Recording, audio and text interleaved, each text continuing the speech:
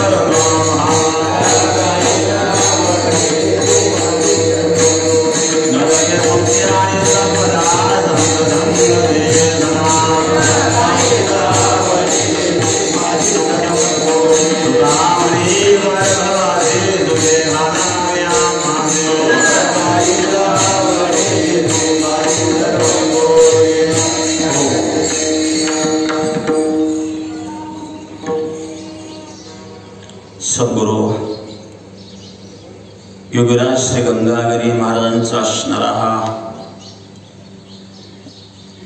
174वा अखंड हरिनाम सप्ताह सद्गुरूंच्या सान्निध्यामध्ये सद्गुरू गंगागिरी महाराजांच्या समाधी स्थळावर सद्गुरू गंगागिरी महाराज, हरिगिरी महाराज, नाथगिरी महाराज, सोमेश्वरगिरी महाराज आणि गुरुवर्य नारायणगिरी महाराज यांच्या सान्निध्यामध्ये 7 दिवस या ठिकाणी भजन पार पडलेलं आहे। कमी संख्येमध्ये टाळकरी जरी होते तरी प्रत्येक गावातील 2-2 टाळकरी या ठिकाणी उपस्थित होते। गाव तेवढेच होते। सुंदर अशा प्रकारे भजनाचा आनंद आपण गोदावरी मातेच्या कुशीमध्ये बसलेले हे बेट या ठिकाणी घेतलेलं आहे। पवित्र असे स्थान आहे। गोदावरी तीराला केलेलं भजन, केलेली साधना ही सफल होती, लवकर सफल होती। तात्काळ फळ देणारी गोदावरी माता आहे। गोदावरीच्या तीराचं विशेष महत्व आहे हे तर आपण गोदावरीच्या उदरात आहोत, कारण गोदावरी मातेचा वेढा चौकडून आहे। चारही बाजूला माता गोदावरी गंगा आहे। वाचे म्हणता गंगा गंगा सकळ दोष जाती भंगा। ज्या गंगेचा उच्चार केल्याने दोष नष्ट होतात त्या गंगेच्या उदरामध्ये आपण भजन करीत आहोत, यापेक्षा भाग्य कोणतं असू शकतं। फक्त या भाग्याचा लाभ सर्वांना घेता आला नाही। बाकीचेही भजनी मंडळ फक्त आपलेच आहेत ते, परंतु परिस्थितीमुळे त्यांना येता आलं नाही। प्रशासनाचे काही नियम होते, कारण कोरोना महामारीचे एक संकट, तिसरी लाट येण्याची भीती या दृष्टिकोनातून प्रशासन काळजी घेत आहे। आणि म्हणून ज्या ठिकाणी जास्तीत जास्त लोक एकत्रित येतात अशा कार्यक्रमाला प्रशासन परवानगी देत नाही। त्याचं कारण आहे की कोरोनाचं संक्रमण होऊ नये। शेवटी आपल्याला परमार्थ करायचा आहे। जीवन असेल तर परमार्थ होईल, जीवन नसेल तर काय करू शकतो आपण। म्हणून जीवन आणि मृत्यू 2 प्रसंग जेव्हा समोर येतात त्यावेळेला जीवनालाच विशेष महत्व द्यावं लागतं।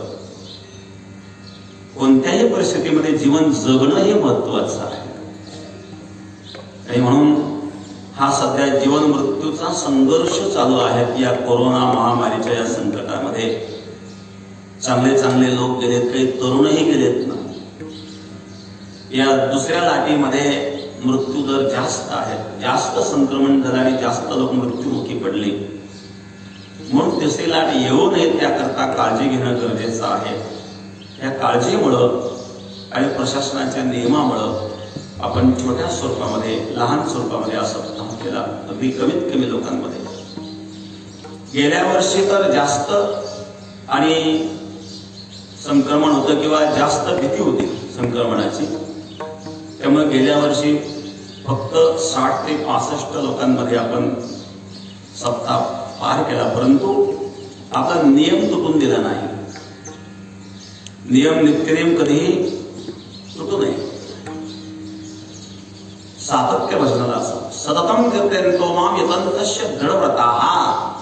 चिंतनामध्ये सातत्य असावं आणि दृढव्रता म्हणजे व्रताची दृढता असावी, परमार्थाची दृढता असावी। अशा प्रकारचे संकट जरी आले तरी परमार्थ सोडू नये। अनुकूलतेमध्ये तर कोणीही परमार्थ करेल, परंतु प्रतिकूलतेमध्ये सुद्धा भगवंताचं भजन सोडू नये। पहाते पांडव अखंड वनवासी, परित्या देवासी आटविती, प्रल्हादासी पिता करीतो जाचणी, परितो स्मरे मनी नारायण। प्रल्हादाने अशा अवस्थेत भजन सोडलं नाही। पांडवांनी अखंड वनवास भोगूनही भजन सोडलं नाही। सुदामा ब्राह्मण दरिद्री पिडला, नाही विसरला पांडुरंगा। दारिद्र्य अवस्था भोगायची पाळी आली पण भगवंताला सुदामा विसरले नाही। म्हणून कशी परिस्थिती, कोणतीही परिस्थिती केव्हाही निर्माण होऊ शकते, पण जी परिस्थिती निर्माण होईल त्या परिस्थितीमध्ये आपण भजन करावं, चिंतन करावं। आणि आज तर आपल्या स्वस्थानावर आपण आहोत, सद्गुरूंच्या सान्निध्यामध्ये आहोत, यापेक्षा भाग्य कोणतं असू शकतं। 7 दिवस आपण आपण सर्वांनी भजन चिंतन केलं.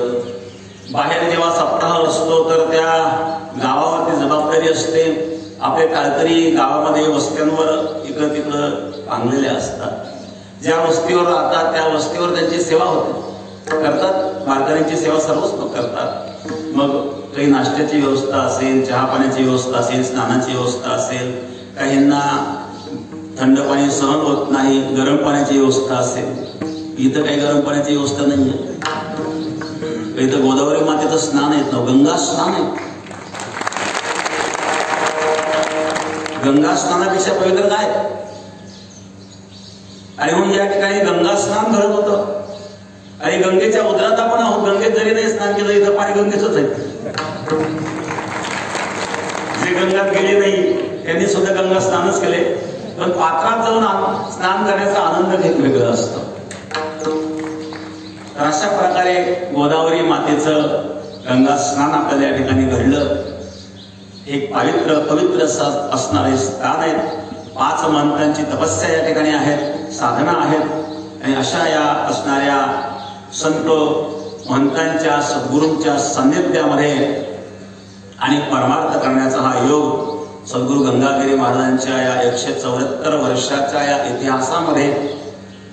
आणि अशा प्रकारची बेटा सप्ताह झाल्याची नोंद नाहीये, परंतु हा एक इतिहास या ठिकाणी घडलेला आहे की बेटामध्ये सुद्धा सप्ताह या ठिकाणी. आणि बेटामध्ये असल्यामुळे प्रत्येकाला तो आपला वाटत होता. खूप सहकार्य लोकांनी केलं, गावोगावी लोकांनी. आणि ज्यांना ज्यांना आपण पावती पुस्तक दिले होते त्यांनी सर्वांनी पावती पुस्तक घेणाऱ्यांनी कष्ट तर घेतले, परंतु समाजाने सुद्धा भरभरून अशा प्रकारचं सहकार्य केलं. सप्ताहामध्ये छोट्या स्वरूपामध्ये असल्यामुळं कदाचित खर्च होऊन काही बऱ्यापैकी रक्कम शिल्लक राहू शकते. अजून आपले 2 महत्वाची कामं बाकी आहेत. या मंदिराचं आतलं काम बाकी आहे आणि आळंदीला आपल्याला काम सुरू करायचं आहे. सुरू झालेलं आहे काम. आळंदीची कामाची प्रतीक्षा फार वर्षापासून गुरुदेव नारायणगिरी महाराजांची फार तीव्र इच्छा होती.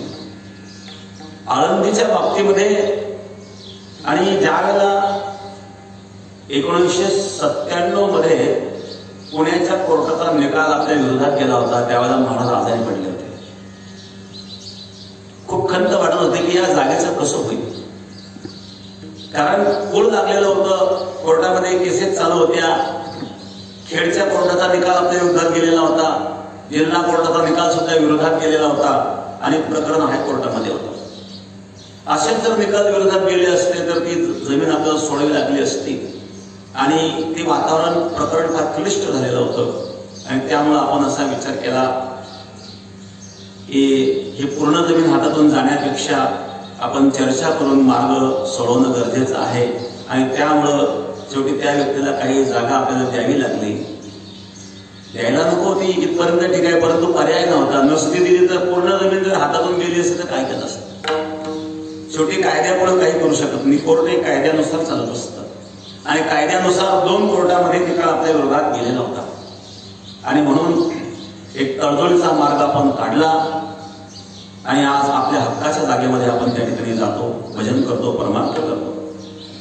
परंतु थंडीचे दिवस असतात, कधी कधी अवकाळी पाऊस येतो.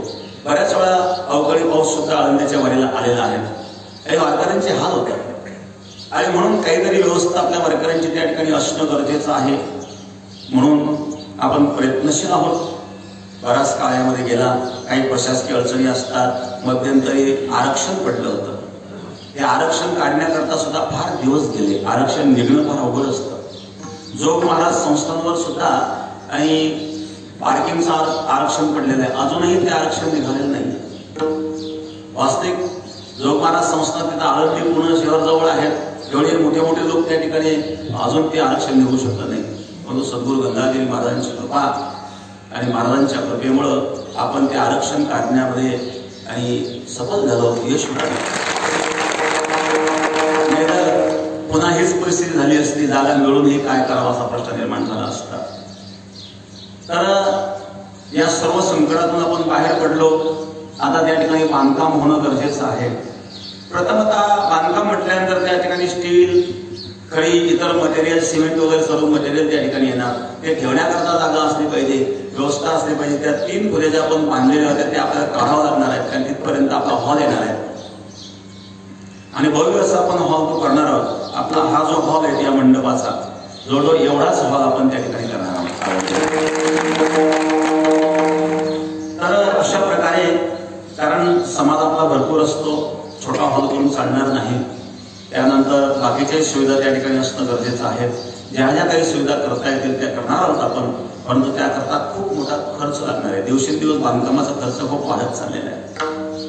आणि म्हणून ज्यांनी ज्यांनी योगदान आळंदी करता केलं असेल त्यांना तर मी धन्यवाद देईन. आळंदीचं काम आपल्याला प्राथमिकतेने सुरू करायचं आहे त्या रकमेमध्ये जेवढं होईल तेवढं. त्यानंतर इथला सुद्धा मंदिराचा आतला कामाचा मोठा विषय आहे. हळूहळू करूया आपण, परंतु दिवस बरेच चाललेले आहेत. या कोरोना महामारीच्या संकटामुळे काम लांबलं, नाही तर कदाचित आतापर्यंत होऊन गेलं असतं. आणि आतलं काम झाल्याच्या नंतर आपल्याला भव्य अशा प्रकारे प्राणप्रतिष्ठेचा एक कार्यक्रम मोठा करायचा आहे. 2014 मध्ये आपण सद्गुरू गंगागिरी महाराजांच्या जन्म द्विशताब्दी उत्सवाच्या निमित्ताने महारुद्रयाग केला होता. भव्य सुंदर अशा प्रकारे तो महारुद्रयाग झाला. या महारुद्रयागामध्ये सुद्धा आपण सर्वांनी भरभरून सहकार्य केलं. आणि मग महारुद्रयाग झाल्याच्या नंतर जी काही रक्कम शिल्लक राहिली त्या शिल्लक रकमेतून बरेच विकासाची कामं आपल्याला इथं बेटामध्ये करता आली. रस्त्याचे कामं असतील, त्या रस्त्यामध्ये स्ट्रीट लाईट आहे, डिवायडर आहे, झाडी आपण त्या ठिकाणी लावली. इथं बऱ्याच प्रकारची कामं केली. मंदिरामध्ये सुद्धा बऱ्यापैकी त्यातला आपण खर्च केला. म्हणून त्या ठिकाणी काही रक्कम जी शिल्लक राहिली होती ती आपण इथं वापरली.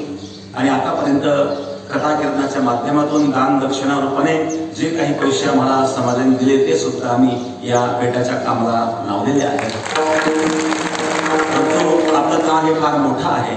मग केवळ दान दक्षिणेच्या पैशावर हे पूर्ण काम होणार नाहीये. आता सद्गुरूंचं हे मंदिर आहे आणि किती दिवस हे मंदिर लांबवणार, म्हणून याला सुद्धा आपण लवकरात लवकर काम पूर्ण करण्याचा प्रयत्न करावा आपण करणार आहोत. आणि हे काम करीत असताना ज्या ज्या वेळेला अडचण आली, ज्या ज्या वेळेला आणि पैशाची अडचण आली, कारण हा सर्व आर्थिक विषय आहे, त्याला खूप पैसा लागतो. आणि आपण काम करताना खूप मजबूत हे काम केलं की पिढ्याने पिढ्याही टिकणारं काम आहे की पुढच्या 10-5 पिढ्यांना आणि काही करण्याची गरज राहणार नाही अशा प्रकारचं काम आपण हे केलेलं आहे. त्याच्यामध्ये पुन्हा दगडी काम जे आपण केलं त्याचा सुद्धा फार मोठा खर्च, कारण दगडी कामामध्ये कोरीव काम असेल तर त्याला आणखी खर्च वाढत असतो. हा सर्व खर्च करताना बऱ्याच आर्थिक अडचणी आल्या, परंतु त्याकरता आमचे बाळासाहेब कापसेंना धन्यवाद देईल. ज्या ज्या वेळेला पैशाची गरज पडली त्याच्या वेळेला त्यांनी आम्हाला पैसे पुरवले. आणि त्यांचे सुद्धा काही पैसे, बरेच पैकी पैसे आपल्याला परत द्यावे लागणार आहेत. त्यांनी दिले. आज ते सुद्धा अडचणीतच आहे, कारण या कोरोना महामारीच्या संकटामुळं प्रत्येकाचे धंदे व्यवसाय थांबलेले आहेत. पण अडचणीमध्ये सुद्धा त्यांनी एक सहकार्य केलेलं आहे. आणि म्हणून आपण ही सुद्धा मानसिकता ठेवली पाहिजे की जो कार्यक्रम आपण करणार आहोत तो कार्यक्रम करूनही आणि चांगल्यापैकी रक्कम आपल्याला शिल्लक राहिली पाहिजे, म्हणून आपल्याला भरभरून सहकार्य करावं लागेल की जेणेकरून हे काम करण्याकरता ज्यांच्याकडून आपण आर्थिक सहकार्य घेतलेलं आहे त्यांचे पैसे आपल्याला परत करता येतील. कारण अशा प्रकारे कर्ज ठेवणं हे काही योग्य नाही आहे. परंतु आपण जर असं केलं नसतं, कोणाकडून पैसे घेतले नसते तर हे काम आपल्याला दिसलं नसतं. कारण एक व्यक्ती किती कष्ट करू लागले तरी एका व्यक्तीचं हे काम नाही आहे. आणि समाजाने जे जे काही योगदान केलेलं असेल त्या योगदानाबद्दल मी सर्व समाजाला या ठिकाणी धन्यवाद देतो. आणि या ठिकाणी आपली जी व्यवस्था झालेली आहे त्या व्यवस्थेमध्ये जर काही उणीव राहिली असेल, कारण या ठिकाणी सर्व जे काही विद्यार्थी मंडळ आहेत, इथं दुसरे बाकी सेवेकरी मंडळ आहेत, महिला मंडळ बऱ्यापैकी या ठिकाणी आलेले आहेत. 7 दिवस त्यांनी भाकरीची सेवा केली ना, भाकरी केल्या. नंतर समाज वाढायला लागला आणि मग आता 15 ते 20 सुधी होत्या. एवढ्याला भाकरी पुरणार कशा, त्यामुळे आपल्याला बाहेरून काही पंक्ती घ्याव्या लागल्या. नाहीतर असा निर्णय झाला होता की बाहेरून पंक्ती घेतली तर गर्दी वाढेल, ती भीती होती, म्हणून बाहेरून आपण पंक्ती घेतल्या नाही. पण सुरुवातीला आणि भक्तीनंतर गर्दी वाढल्यानंतर अडचण यायला लागल्यानंतर आपण काही पंक्ती आजूबाजूची काही गाव आहेत त्यांच्याकडून पंक्ती घेतल्या. काल एकादशीला भरपूर पाऊस झाला, समाधान मिळालं, कारण शेतकऱ्यांना पावसाची गरज होती, पिकाला पावसाची गरज होती, पिकं आतुरलेले होते. या पावसामुळं आणि खरीपाच्या पिकाचा निश्चित या ठिकाणी पूर्ण निवाळा होईल. सद्गुरू गंगागिरी महाराजांची कृपा आहे की सप्ताह म्हटल्यानंतर हा पाऊस येत असतो. कारण शेतकऱ्यांना ती आशा असते. पाऊस नाही झाला तर शेतकऱ्यांना ही आशा असते कमीत कमी सद्गुरू गंगागिरी महाराजांच्या सप्ताहामध्ये पाऊस येईल आणि त्याद्वारे आपले जे शेतीचं नुकसान होणार नाही आणि शेतीतून चांगल्या प्रकारे उत्पन्न आपल्याला मिळवता येईल. तर अशा प्रकारे आणि काल एकादशीच्या निमित्तानेही आणि सुंदर अशा प्रकारे सर्व व्यवस्थित कार्यक्रम पार पाडला. आज सांगता आहे, काला आहे. थोड्या वेळाने त्याला आपण सुरू करणार आहोत.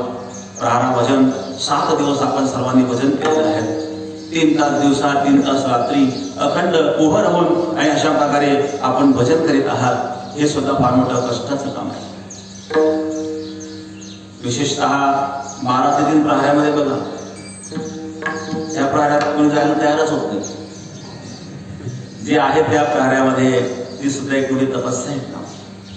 रात्री 12 वाजता प्रहार सुरू होतो. 12 ते 3 झोपायची वेळ असते. त्या वेळेला नेमकं भजन असतं.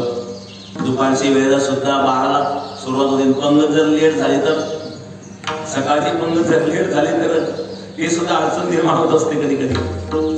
आणि म्हणून एक अशा प्रकारे फार मोठे कष्ट आपण सर्व भजनी मंडळ घेत असतात. घरदार सोडून 7 दिवस आपण या ठिकाणी आहात. कुठल्या प्रकारे अपेक्षा नाही, निरपेक्ष अशा प्रकारचा भाव घेऊन आपला परमार्थ चालू आहे.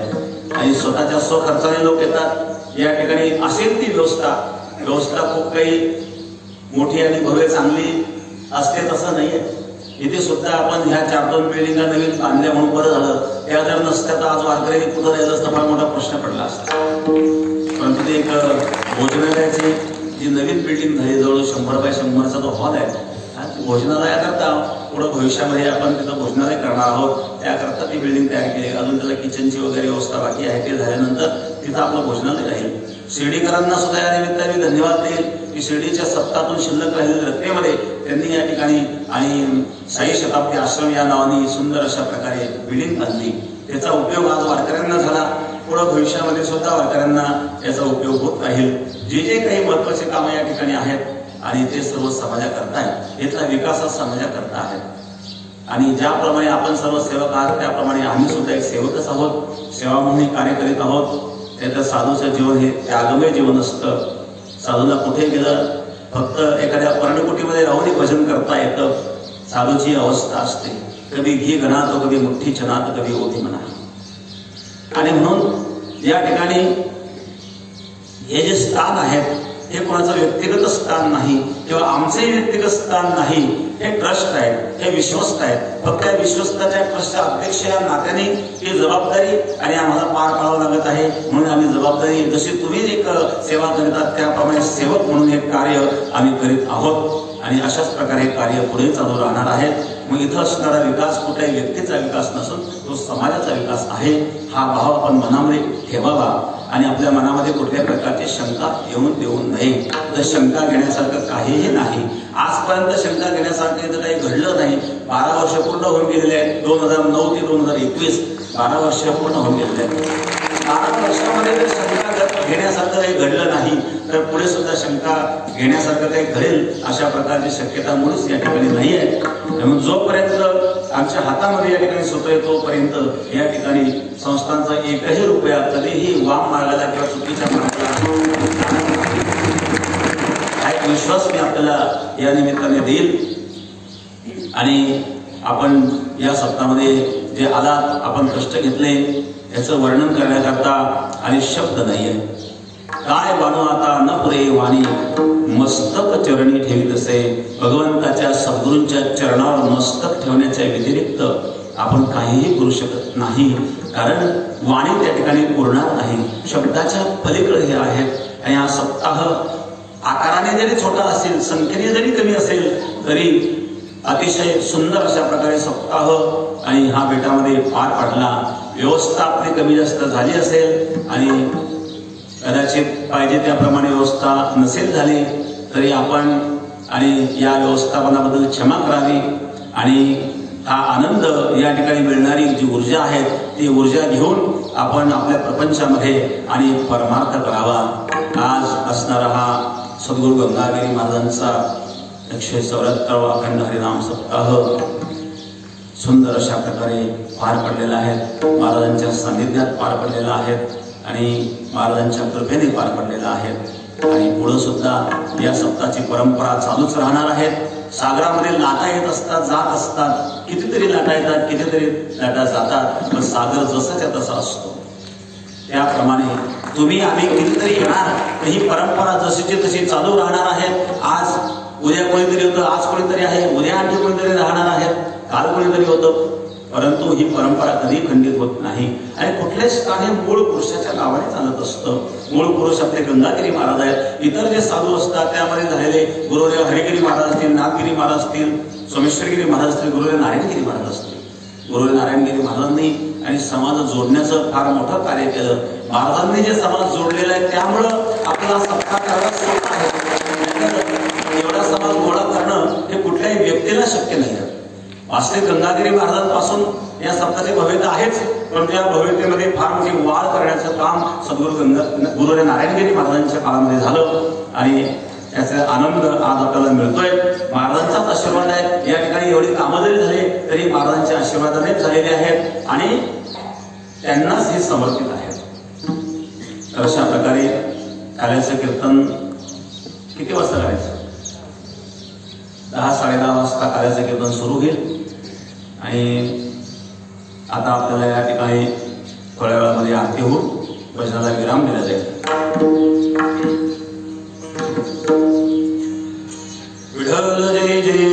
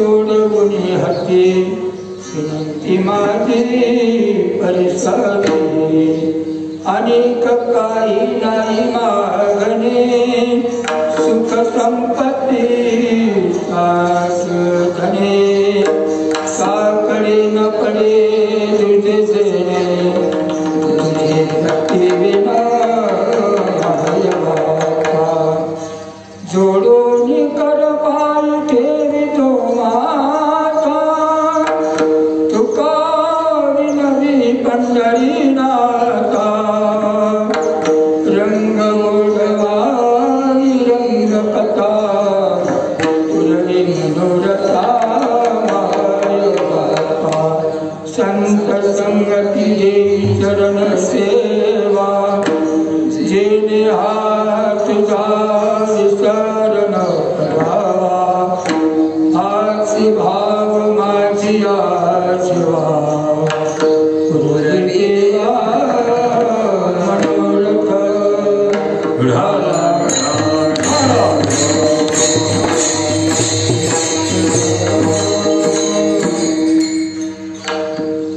तुझी व्हावी माझी आस पंढरीचा वार करी संत संग सर्व काम पंढरीचा वार करी चंद्रभागे स्नान पंढरीचा वार करी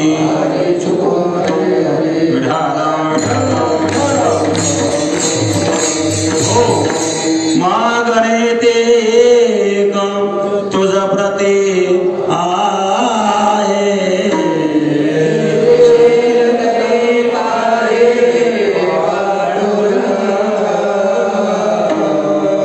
या संतास निरवी हेच मज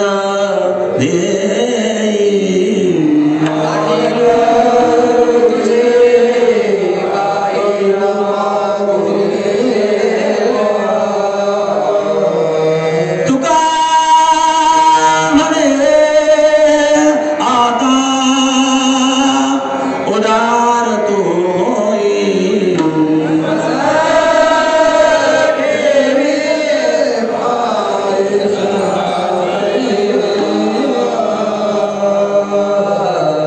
या संतासी निरवी हेच मज